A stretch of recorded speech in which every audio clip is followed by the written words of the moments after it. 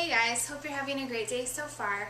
I wanted to put together a short stretch video for you since so many of us know the benefits of stretching, but how many of us are actually stretching on a regular basis? I was pretty guilty of this one too, and then recently started teaching some stretch classes at work, so it kind of forces me to stretch a little more often. But I just wanted to put together a shorter video that anyone can do. Of course, if you have injuries, be mindful of those. If it hurts, don't do it. But hopefully you'll learn some new stretches and also be encouraged to stretch a little more. So to get started, we're going to take 2 nice deep breaths. Inhale up and exhale down. One more, release that tension. Inhale up and exhale down. From here, let's press our right palm into the floor and just let your head gently fall over to the left side. So you can stay right here if you want more. Go ahead and place your palm on top of your head. And right now we're just stretching out the little tiny muscles on the side of the neck. They're called the scalenes. To feel it a little differently, go ahead and take your gaze down towards your left shoulder and slightly up.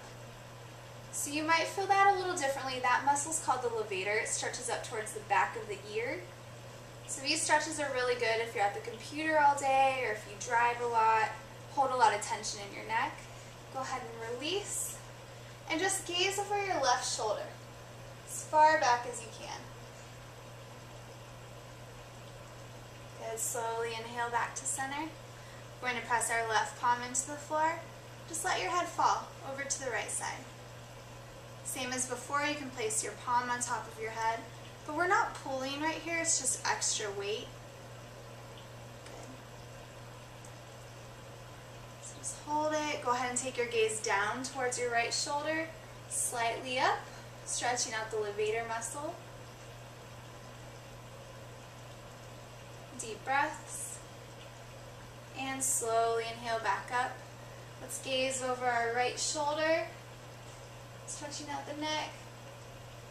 Good, and inhale back to center.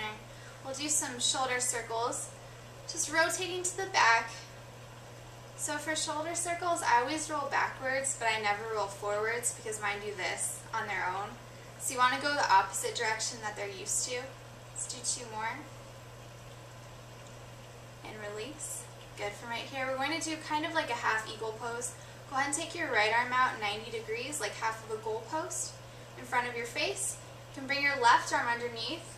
You can either touch the back of your hands together or bring your palms together if you have the flexibility, and just slowly curl forward. Good, so you should feel that separation right in between your shoulder blades, top of the back, into your rhomboids. Nice deep inhale, and slowly come up. Let's release, let's do the other side. So we'll take our left arm out 90 degrees, like half a goal post, front of your face. Bring that bottom hand, palms to touch. If you have a flexibility, back of your hands is fine. And just slowly roll forward. Good. So just releasing the back of the shoulders. Should feel really good. And slowly bring it back up. Let's go ahead and release. We're going to stretch our legs out now a little bit. So go ahead and step your right foot forward. Left foot's going to come back. So both heels are flat on the floor right now. So make sure no heels are up in the air. Take a look at your toes and make sure they're all pointing forward. So toes are straight, and just bend your right knee a little bit. So you should feel that calf stretch right in the back of your left leg.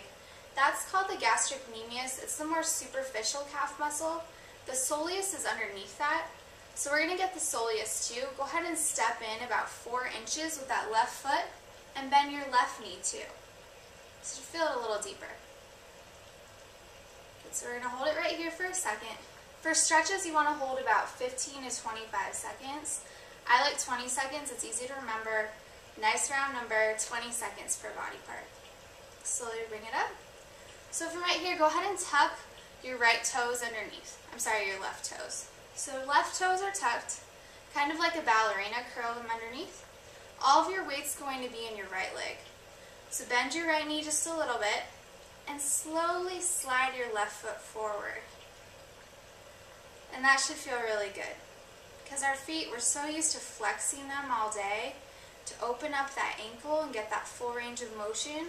It's going to be really good, especially if you're active and you're on your feet a lot. So we're going to get it a little deeper. Cross your left foot over your right. Tuck your toes under again, so toes are tucked.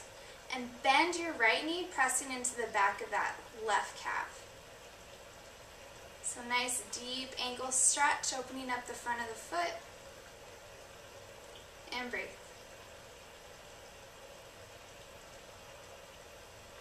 Okay, let's slowly bring it up. And do a quad stretch. I'm sure a lot of you guys are familiar with this. Just reach back with one or both hands. Hold on to your foot. Bring your knees together as close as possible. If you have knee concerns, you can actually stand against a wall. Just press your foot on the wall and tilt your hips forward. Same stretch. So we're holding that quad stretch. And while you're holding it, you want to hold it for about the 15 to 25 seconds, but also flex your right glute. You'll feel it a little more. And breathe. And release. Let's go ahead and cross our left ankle over that right knee. Flex your foot to protect the knee joint and slowly sink your hips down low.